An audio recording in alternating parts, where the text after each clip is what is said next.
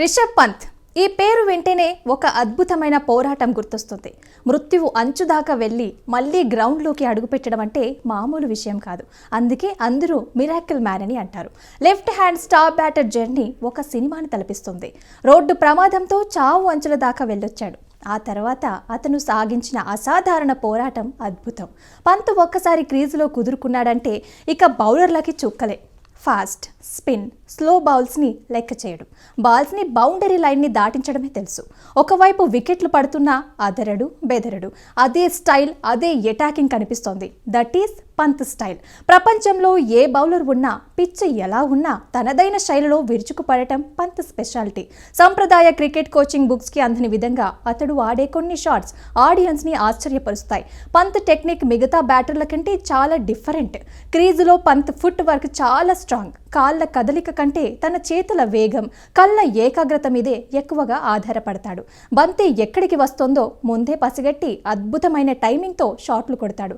Shot కొట్టేటప్పుడు ఒక్కోసారి balance తప్పి కింద పడిపోతాడు. కానీ ఆ స్థితిలో కూడా బంతిని బౌండరీకి పంపడం అతనికే చెల్లింది.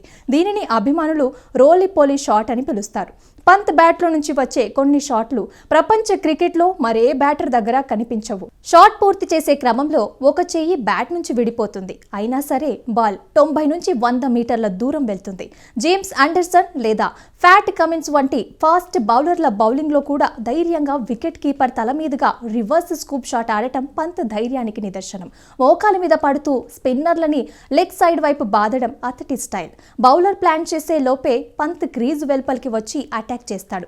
దీనివల్ల బౌలర్ తన లైన్ అండ్ లెంత్ కోల్పోతాడు. టెస్ట్ క్రికెట్లో కూడా T20 తరహాలో బ్యాటింగ్ చేస్తూ ప్రత్యర్థి జట్టు ఫీల్డ్ సెట్టింగ్ని మార్చేలాగా చేస్తాడు. టీమిండియా కష్టాలలో ఉన్నప్పుడు పంత్ మరింత ప్రమాదకరంగా మారతాడు. ఒత్తిడిని తీసుకోకుండా ఎదురు దాడికి దిగి మ్యాచ్ని మలుపు తిప్పుతాడు. ఈ ఏడాదిలో పంత్ తన బ్యాటింగ్ శైలిలో కొంత పరిణితి సాధించాడు. పరిస్థితులకి తగ్గట్టుగా ఆడుతూ మ్యాచ్ని తన వైపు తిప్పుకునేలాగా చేస్తాడు. ప్రతి బాల్ని బాదడమే కాదు, పిచ్ కఠినంగా ఉన్నప్పుడు డిఫెన్స్కి కూడా ప్రాధాన్యత ఇస్తున్నాడు. మ్యాచ్ ఏ స్థితిలో ఉందో గమనించి అయినప్పుడు సింగిల్స్ తీస్తూ స్ట్రైక్ రొటేట్ చేయడం నేర్చుకున్నాడు. రిషబ్ పంత్ కెరీర్లో 2025 సంవత్సరం ఒక స్వర్ణ యుగంగా నిలిచిపోయింది. 2022 నాటి ఘోర ప్రమాదం తర్వాత 2024లో పునరాగమనం చేసిన పంత్ ఈ ఏడాదిలో తన ఆట తీరుతో ప్రపంచ క్రికెట్ని శాసించాడు. ముఖ్యంగా టెస్టులలో అతను సాధించిన రికార్డులు అమోఘం. రిషబ్ పంత్ కెరీర్లో 2025 జనవరి నెల చాలా కీలకమైనది. ఒకవైపు ఆస్ట్రేలియా గడ్డ మీద బార్డర్ గవాస్కర్ ట్రోఫీలో పోరాటం, మరొక వైపు IPL వేలంలో సృష్టించిన ప్రభంజనం. ఇలా పంత్ వరల్డ్ వైడ్ గా ఫేమస్ అయ్యాడు. IPL మెగా వేలంలో 27 కోట్ల రికార్డు ధరకి లక్నో సూపర్ జైంట్స్ పంత్ని దక్కించుకుంది. 2025 జనవరి 20న లక్నో జట్టు యజమాని సంజీవ్ గోయంకా పంత్ని అఫీషియల్ గా తమ జట్టు కెప్టెన్ గా ప్రకటించారు. IPL చరిత్రలోనే అత్యంత ఖరీదైన ప్లేయర్ గా పంత్ నిలవటం అతని క్రేజ్ కి నిదర్శనం. ఆస్ట్రేలియాతో జరిగిన సిరీస్ లో పంత్ మిశ్రమ ఫలితాలను ఎదుర్కొన్నారు. జనవరి 3న సిడ్నీలో జరిగిన చివరి టెస్ట్ లో పంత్ అద్భుతమైన సెంచరీ సాధించాడు.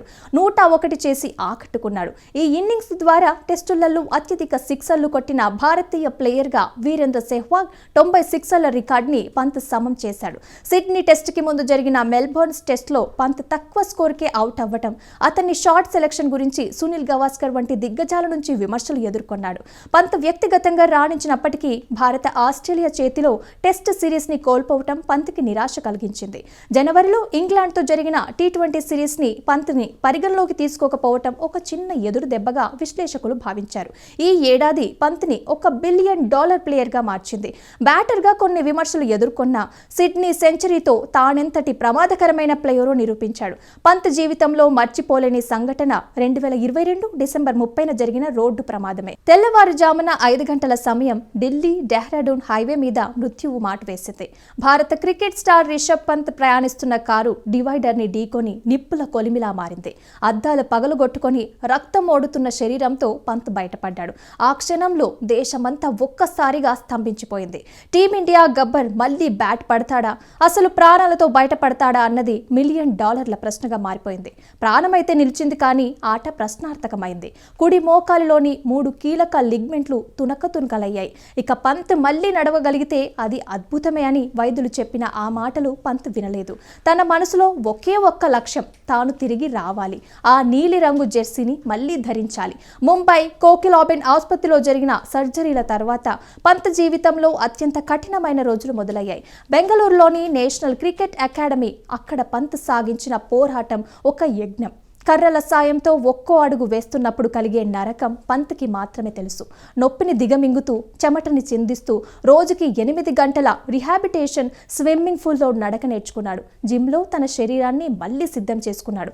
సోషల్ మీడియాలో అతడు పెట్టిన ప్రతి పోస్ట్ వెనుక ఒక ఆశ ఉండేది. తనతో పాటు యావత్ భారత్ ప్రార్థించింది. ఆ పట్టుదలే పంత్ని 453 రోజుల తర్వాత మళ్లీ గ్రౌండ్లోకి నడిపించింది.